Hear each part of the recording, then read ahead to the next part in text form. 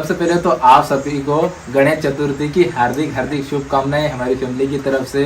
हमारी लाइफ में मतलब बहुत कुछ ऐसा हुआ है जिसकी वजह से मतलब आप समझ सकते हो कि हमारी कैसी की हालत हो गई थी, लेकिन फिर भी हम सब मिलजुल कर साथ रहे, एक साथ काम करा और अभी धीरे धीरे देखो हमारी लाइफ भी अच्छी खासी हो गई। हम लोगों ने बहुत मुसीबत का सामना करा लेकिन कभी भी हार नहीं मानी। हम लोगों ने कभी एक दूसरे का साथ नहीं छोड़ा। अभी भी आप लोग हमको देखते आ रहेंगे। अभी चलिए, काफ़ी टाइम से आप दीदी के बारे में जानना चाहते थे तो दीदी ने खुद ही बताने के लिए हाँ बोल दिया है। अभी दीदी खुद ही बताएगी। हेलो गाइस, आप लोग बोला करें नहीं कि दीदी के बारे में बताओ, हमको कुछ भी बताओ, तो मैं मेरे बारे में कुछ कहना चाहती हूँ, मेरी शादी के बारे में कि मेरे जीवन में क्या हुआ था। तो देखो, मेरे पापा और मम्मी ईंट बनाने का काम करते थे और बहुत ज्यादा गरीब थे। का पापा बड़ा था और मैं उससे छोटी, और मेरे छोटे दो भाई कमल संतोष, तो ये पढ़ाई करते थे पर बहुत कम, कई कितनी तक पढ़ाई करते थे। वो भी मुझे इतना 5वीं क्लास में था जब आपकी शादी हुई थी। हाँ, तो मेरे पापा को रिश्तेदार मतलब वही लाए थे रिश्ता मेरे लिए। तो मेरे पापा ने बोला कि मेरी लड़की की इतनी उम्र नहीं है शादी करने के लिए जो मैं शादी करूं। तो उन्होंने बोला कि लड़का अच्छा है, घर बार भी अच्छा है, तो दे दे। तो फिर मेरे पापा ने बोला कि लड़की तो मैं दे दूंगी पर मेरी कुछ शर्तें हैं, वो आपको माननी पड़ेगी। तो उन्होंने जो देखने ले आए थे उन्होंने बोला कि आपकी शर्तें क्या है वो हमको बताओ, तो हमको पता चले।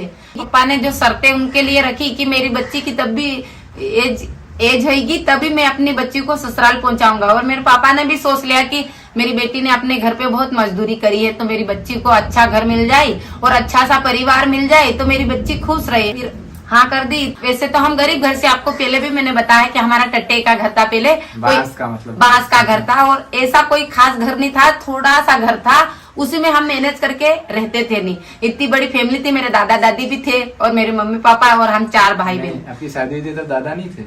दादा नहीं था पर दादी तो थी, दादी थी मेरी। और दादी तो बहुत समय के बाद, मेरी दादी 100 साल जीती। नहीं दादा हमारा कुछ ऐसा था, दादी थी जब तक उनके हाथ पैर चलते थे ना तब तक उन्होंने मतलब मजदूरी करना नहीं छोड़ा। जैसे एक मजदूरी में दादी है ना व्यापार करती थी। हाँ, पोंगे बेचना, कई बार गया हूँ, दीदी भी कई बार गई, मम्मी ने भी केले वगैरह बेचा हुआ है ना। हाँ, केले बेचने जाना, तरबूज बेचने जाना, आम बेचने जाना, ऐसे मतलब मेरी दादी धंधा करती। दादी का है और हमारा जो पापा का था वो ईंट बनाने का। हाँ, ईंट बनाने का। और मेरे पापा थोड़ा नशा पत्ती भी करते थे, फिर भी मेरे पापा ने मेरी शादी करी। उससे पहले नहीं, शादी में तो शराब पीता था पर शादी के बाद में मेरे पापा ने शराब भी छोड़ दी कि बहुत सारा कर्जा हो गया मेरी बेटी की शादी करी तो उनको जो बोला था तो उन्होंने जो शर्तें मेरे पापा ने रखी थी उन्होंने हाँ कर ली कि हाँ हमको मंजूर है। नहीं, फिर मेरे शादी के कुछ ही महीनों के बाद में वो लेने के लिए आने को लग गए।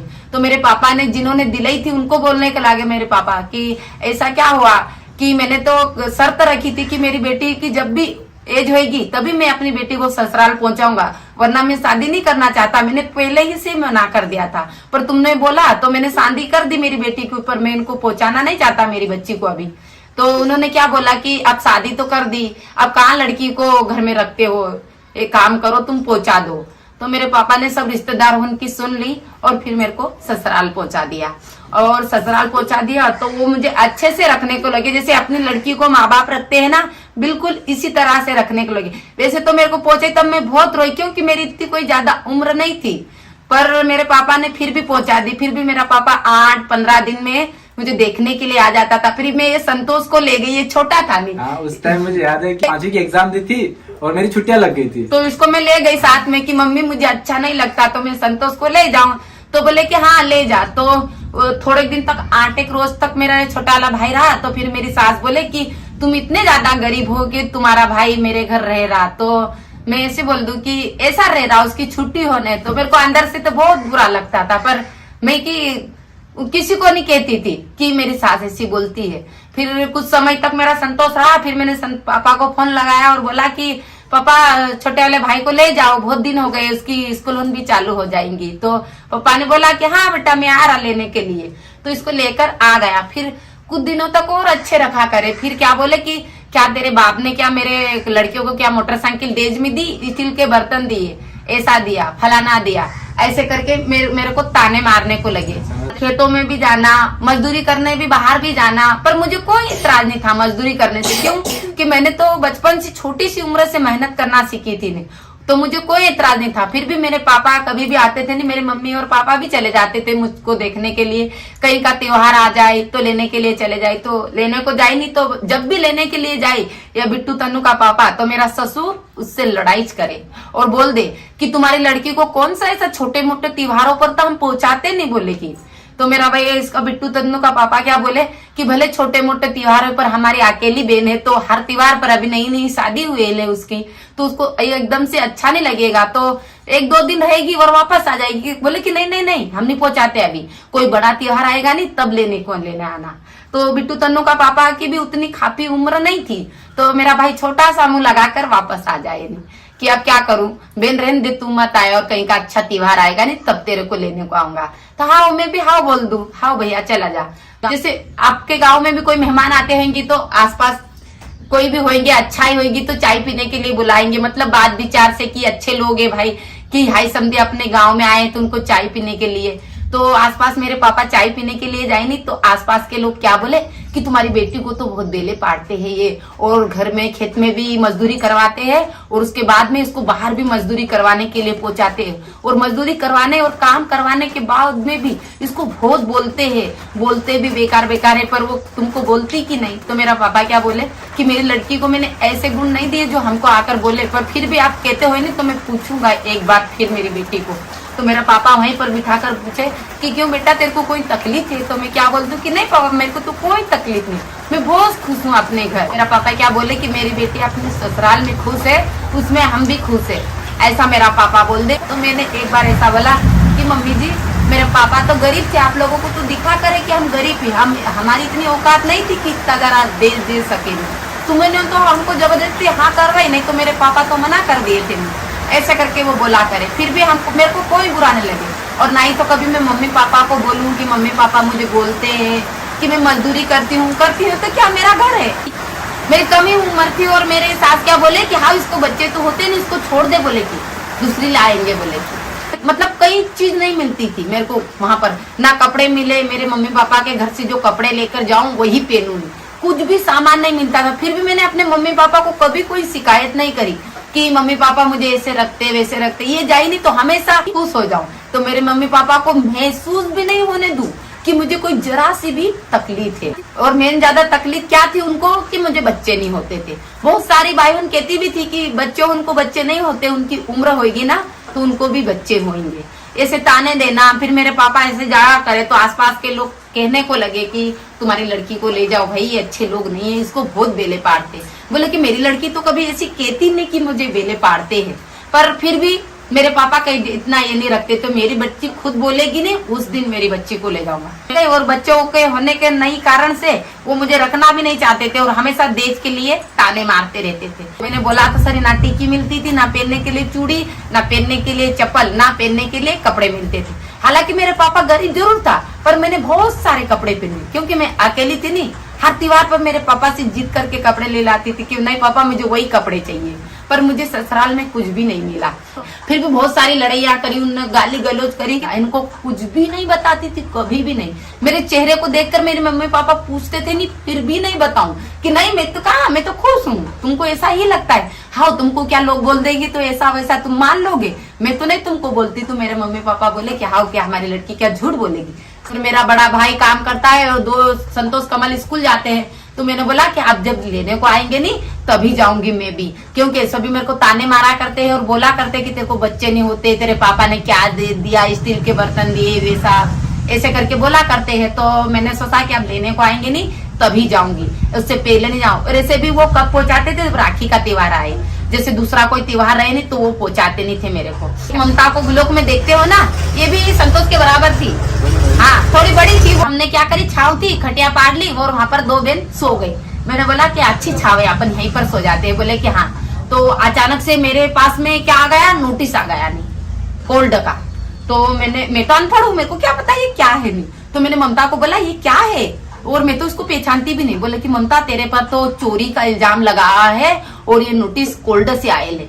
तो मैंने बोला मैंने तो कुछ भी नहीं चोरी करी, मेरे पापा ने तो चोरी करना सिखाया नहीं मेरे को, मैंने तो कुछ भी नहीं चोरी करी। मैं रोने को लग गई मेरे पापा के पास में आके, पापा मैंने कुछ भी नहीं चोरा, नहीं मैं चोरी कर सकती हूँ और मेरे पास में है क्या पापा, तुम्हारे घर की 2-3 साड़ी है, उसके अलावा कुछ भी नहीं है मेरे पास।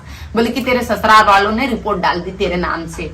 तो मेरे पापा को बहुत बुरा लगा कि देख आज तक हमारे परिवार में लड़की होन कभी कोल्ड की पेड़ी नहीं चढ़ी और पहली बार मेरी लड़की को कोल्ड की पेड़ी चढ़ाना पड़ेगा। नहीं ऐसे करके मेरा पापा भी रोने को लगा कि हे भगवान मैंने दी क्यों रिश्तेदार की सुनकर। तो मैंने क्या बोला कि पप्पा रोगो मती, जो है वो मेरा नसीब है, पर पप्पा मुझे तो कुछ नहीं आता, जो भी करना है वो तुमको ही करना है।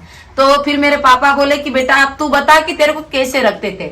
फिर मैंने बताया कि नहीं पापा मुझे डेली ताने देते थे, खेत में भी काम करना, मजदूरी करने भी जाना, पर पापा मैं आपको बताती थी मैं मुझे मजदूरी करने में कोई एतराज नहीं था, पर पापा ऐसा कहीं का दिन नहीं गया कि मैंने पेट भर के भोजन खाया हो। डेली मुझे ताने देना कि हाँ तेरे बाप ने क्या दे दिया, स्टील के बर्तन दिए और क्या दिए तेरे बाप ने, तो ऐसे मतलब डेली, और तेरे को बच्चे नहीं होते, हम नहीं तेरे को रखते पापा, ऐसे मेरे को डेली बोलते थे, पर मैं आपको बताती नहीं थी। बता दिया फिर सच, मुझे तो रहना था नहीं ससुराल में, इसलिए मैं बताती नहीं थी मेरे पापा को, पर उन्होंने तो मेरे नाम से रिपोर्ट डाल दी तो मुझे तो बताना जरूरी होगा। नहीं फिर मैंने बोला कि पापा उन्होंने रिपोर्ट डाली है ना, तो मैंने चोरी करी है और ना तो कुछ चुरा के लाई हूँ। हमारी स्थिति ऐसी थी कि हम वकील नहीं कर पा रहे थे, तो मेरे पापा ने जमीन बेच दी वो उधर। हाँ मेरे पापा ने बोला कि आप मेरी लड़की को कहीं भी करके इस केस से बरी करवाना है, तो मेरे पापा ने उधर की जमीन बहुत सस्ती बेच दी। अभी मतलब जहाँ जैसे कि हम लोग पहले ना उमरखली में रहते थे, तो उसके बाद मेरे जो दादा दादी थे ना वो ना 40 से 50 साल पहले ही उमरखली गांव छोड़कर ना यहाँ रहने लगे थे। दादा दादी जब भी हम यहाँ रहे ना, ये वाली जगह नहीं थी, इससे पहले एक जगह और थी जहाँ हम लोग रहते थे। हो सके तो आप लोगों को कभी बताऊंगा, लेकिन फिर ऐसी स्थिति आ गई थी ना, तो पापा ने सस्ते में बेच दी। और फिर मेरे पापा ने कहीं भी करके वकील करा, एक बार नहीं 100 बार सवाल करते हैं वकील, फलाना करना, तो वो वकील भी ऐसा बोलेगा नहीं, क्यों तो वो पैसे बोलते थे और हमारे पास में इतने पैसे नहीं थे कि उसको बार बार पैसे खिलाए। अब जब जाना जब ऐसे ही सवाल करे, कितनी चोरी करी, काहे की चोरी करी, कितने पैसे लाए, कितना सोना लाए, कितना चांदी लाए, मतलब हमेशा ही मुझसे ये सवाल पूछा करे वो वकील। तो मेरे को इतना बोलते नहीं आता था, फिर भी मैं बोलूं कि नहीं सर मैंने चोरी नहीं करी, ऐसे मैं बोल दूं। तो मेरा पापा बोले कि बेटा हिम्मत से बोलेगी नहीं तभी तू इस केस से बरी हो पाएगी, और अगर हिम्मत से तू नहीं बोली तो बेटा बहुत केस आगे बढ़ जाएगा। फिर मेरे पापा रोने को लगे। एक तो मैंने मेरी बेटी की शादी कम एज में कर दी और मेरी बेटी को कोल्ड तक आना पड़ा और ऐसा दिन देखना पड़ा। ऐसे करके मेरे पापा रोने को लग गए। मतलब हर तारीख पर बुलाते थे वो वहां पर। तो फिर गए हिम्मत करके, मैंने उनको बोला हिम्मत करके कि एक काम करो, तुम एक बार मुझे बोलने का मौका तो दो कि आपने तो चोरी का इल्जाम मुझसे लगा दिया, तुमको लग रहा है कि मैं चोर हूं नहीं, ऐसा मैंने उनको बोला। तो मैंने बोला एक काम करो सर, तुम पहले मेरे घर चलो, मेरे गांव चलो, तुम आसपास पहले पूछताछ कर लो, उसके बाद में मुझे चोर कहना, उससे पहले मुझे चोर मत कहना। कैसे मैंने ताव करके फिर बोला कि मैंने बोला कि भोलेपन की तो कोई जगह नहीं है, ये तो अपन को बोलने नहीं देते नहीं, ऐसा करके फिर मैंने बोला। तो और वकील को बोला कि देखो सर मैंने कुछ भी नहीं चुराया है, ना तो मेरे को पहनने को चूड़ी मिलती थी, ना पहनने को चप्पल, और ना तो माथे पर लगाने के लिए टीकी मिलती थी। जो कपड़े सामान जो भी रहता था वो अपने माँ बाप के घर से लाती थी और यहीं का पहनती भी थी। ऐसे करके मैंने वो तीनों को बताया कि मेरी स्थिति इतनी ज्यादा अमीर नहीं हूँ, मैं बहुत ज्यादा गरीब हूँ, और ना तो मेरे पापा की इतनी औकात है कि हम चोरी करके इनका सामान बेच सके। अरे भाई बेचते भी तो पकड़ा भी तो जाते कि नहीं, उन्होंने तो रिपोर्ट डाली थी नहीं, कहीं भी तो पकड़ लेते। इतना सोना चांदी मेरा पापा अगर बेचता या मोड़ता कुछ भी करता तो अब कैसे कह सकते हो कि मैंने चोरी करी है। एक पैसों के लिए आप बिक गए हो, पर किसी गरीब की इज्जत नहीं देख रहे कि वो कोल्ड चढ़ रहा नहीं। ऐसे करके मैंने वकीलों को बोला, तो उन्होंने बोला कि लड़की की बातों में सच्चाई लगती है। तीन आ गई, जरा बुजुर्ग था वो वकील कि नहीं वो लड़की झूठ नहीं बोल रही, वो सच बोल रही, झूठ तो तुम लोग बोल रहे हैं। तो ऐसे करके केस चला करा। तो उन्होंने क्या सोचा कि अब तो केस जीत जाएगी मेरी बहू।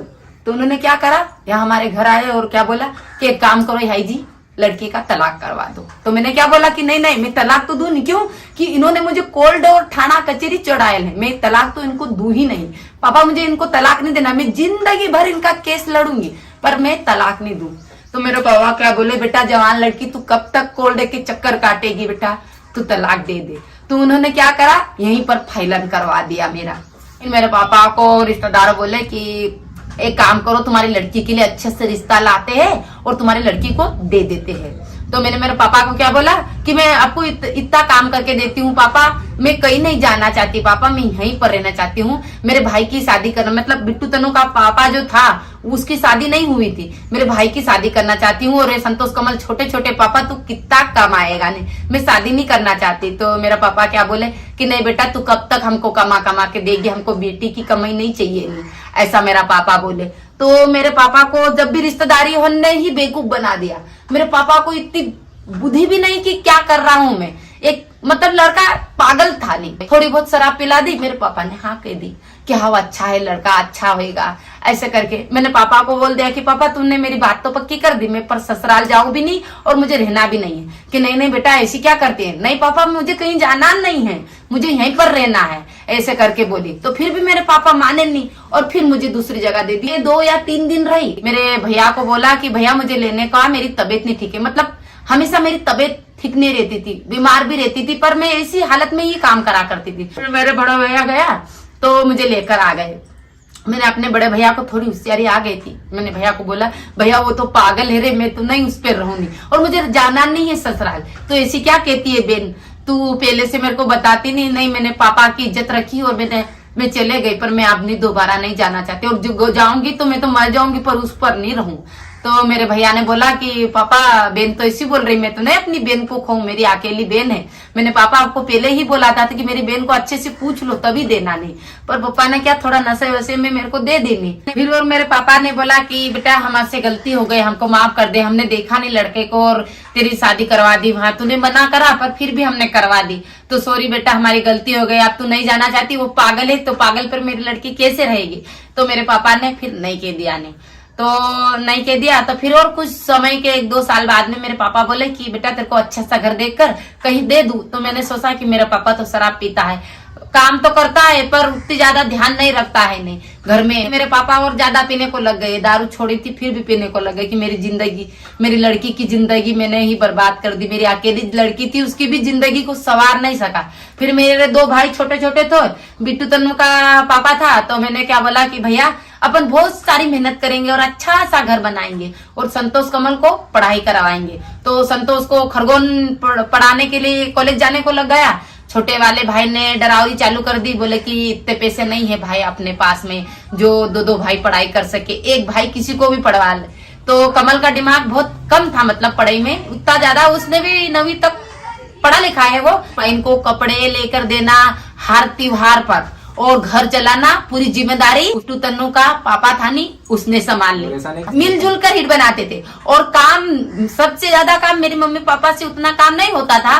मेरा पापा फिर मेरा भाई करने को लगा, नहीं तो मेरा पापा उतना ज्यादा काम नहीं करता था। बोले कि तुम करा करो बेटा, मेरे से होते नहीं, मेरे पैर दुखते नहीं। तो हम भी कह देते कि हाँ पापा तेरे से बने उतना करा कर, वरना कोई बात नहीं।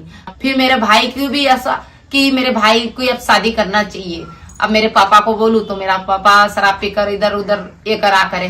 फिर रिश्तेदारों को बोलो तो क्या बोले, क्या ये गरीब तो, ये भूखे लोग थे, क्या इनके पास, इनका पापा दारू पीता है, इनको कौन लड़की देगा, नहीं ये क्या कोई अमीर है कि इनको कोई लड़की दे देगा, नहीं ऐसे करके ताने मार दे। कोई भी तो नहीं मदद करता, किसको बोले मेरे भाई की शादी होगी या कुआरा रहेगा, नहीं ये कैसे दिन ले आया भगवान, ऐसे करके मतलब सोचने को लग जाओ।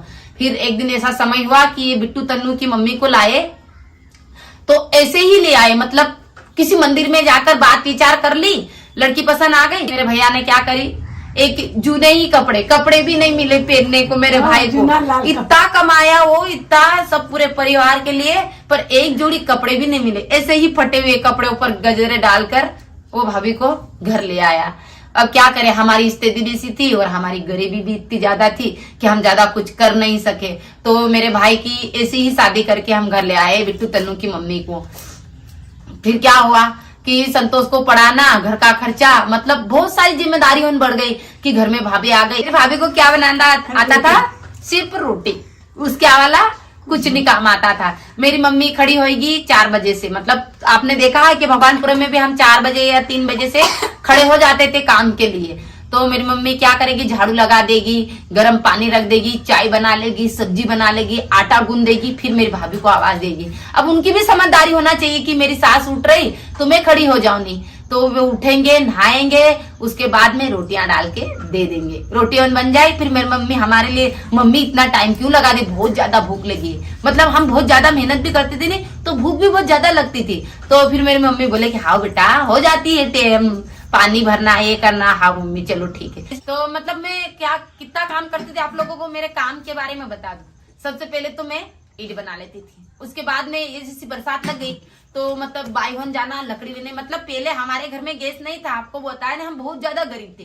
तो एक गाड़ी से 2 गाड़ी बाईहन के साथ में, मेरे को लकड़ी करते नहीं आते थी, पर उनको लकड़ी ला के दूं तो मेरे को भाड़ा भी बना देती थी और चढ़ा भी देती थी। तो मैं क्या करूं, बाईहन के साथ लकड़ी लेने के लिए एक भाड़ा कितने में मिलता था, 60 रुपए में, 70 रुपए में। तो मैं क्या बोलूं कि 60-70 रुपए में इतने तो मेरे घर में हम खा लेंगे, रहने मैं तो गरीब का फालतू तू लकड़ी ले आऊंगी।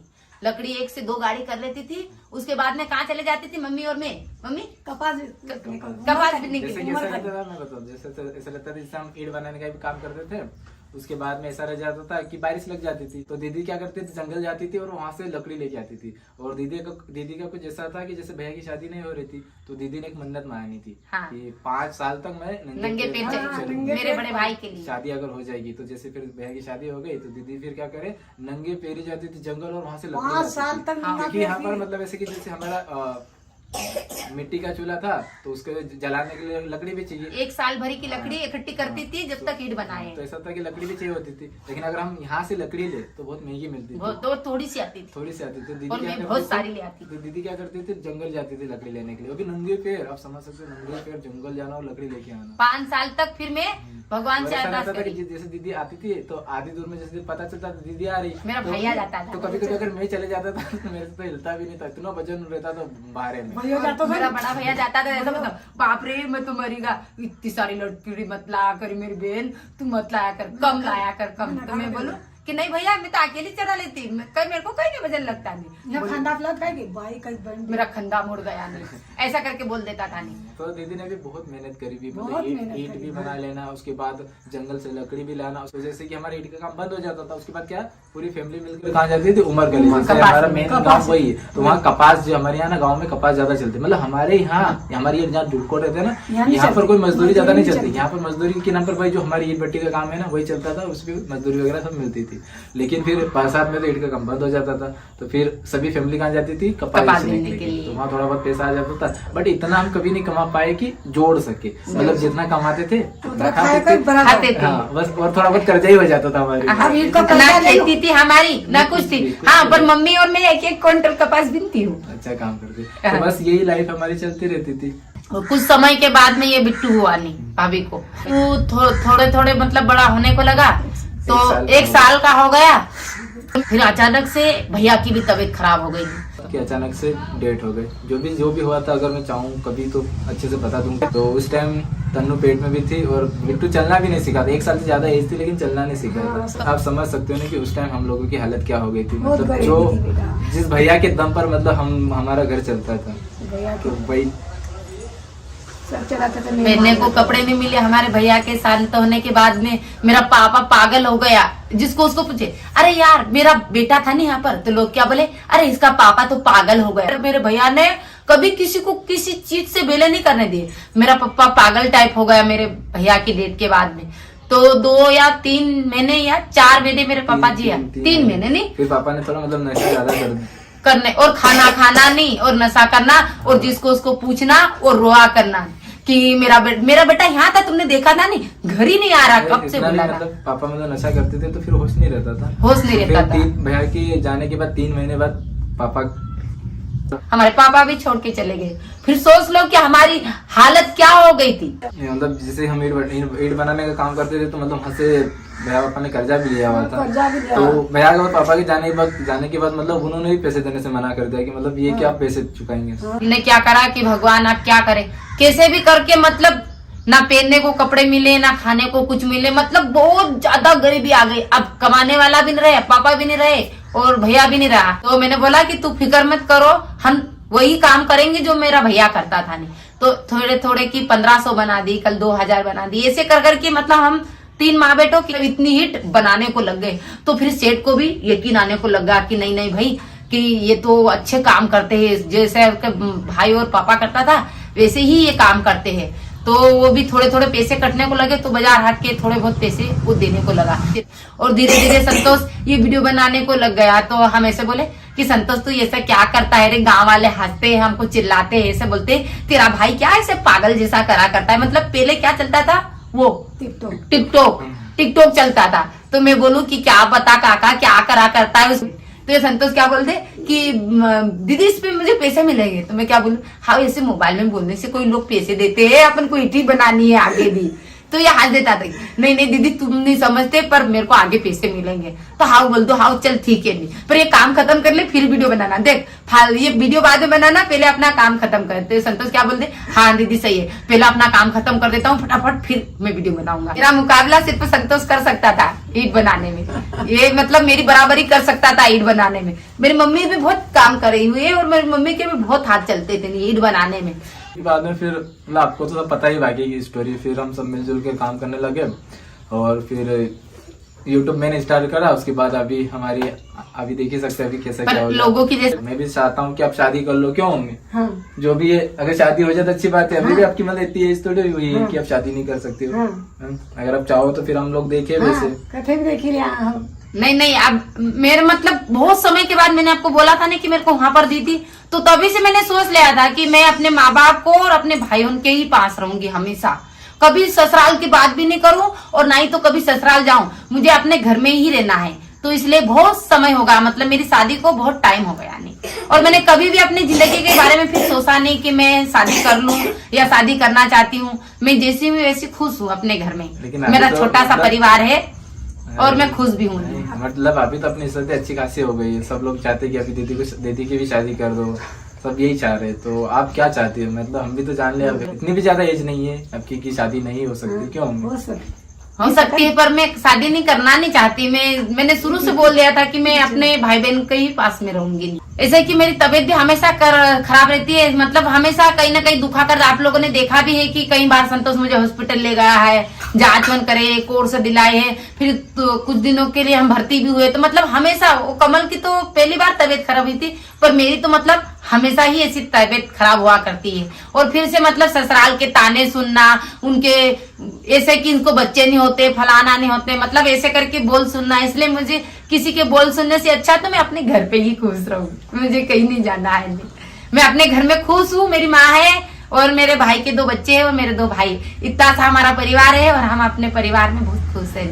और मैं आप कहीं जाना नहीं चाहती हूँ।